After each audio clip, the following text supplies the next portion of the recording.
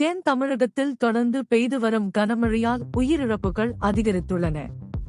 கன்னியாகுமரி, திருநெல்வேலி, தூத்துக்குடி, தென்காசி மாவட்டங்களில் தொடர்ந்து கனமழை பெய்து வருவதால் தென் தமிழகத்தில் சோகம் ஏற்பட்டுள்ளது.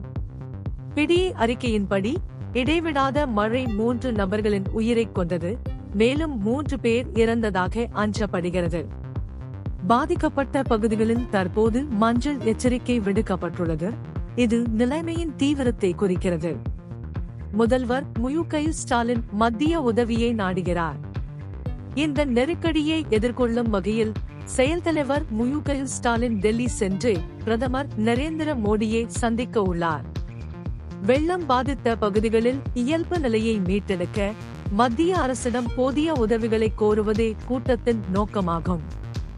சமீபத்திய கனமழை மற்றும் மைச்சாங் சூறாவளிக்கு பிறகு அதிகரித்து வரும் சவால்களை எதிர்கொள்வதில் மாநில மற்றும் மத்திய அரசுகளுக்கு இடையிலான ஒத்துழைப்பு முக்கியமானது.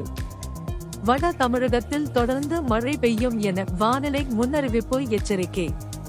தென் மாவட்டங்களில் கனமழை பெய்து வருவதால் வட தமிழகம், புதுச்சேரி மற்றும் காரைக்காலில் ஓரிரு இடங்களில் லேசானது முதல் மிதமானது வரை மழை பெய்யும் என இந்திய வானிலை ஆய்வு மையம் கணித்துள்ளது. நிலைமை சீராக உள்ளது. மேலும் குடியிருப்பாளர்கள் தகவலறிந்து தேவையான முன்னெச்சரிக்கை நடவடிக்கைகளை எடுக்குமாறு கேட்டுக் கொள்ளப்படுகிறார்கள். இந்த சவாலான காலங்களில் மாநிலம் செல்லும் போது மேலும் மேம்பாடுகளை பற்றி நாங்கள் உங்களுக்கு தெரிவிப்போம்.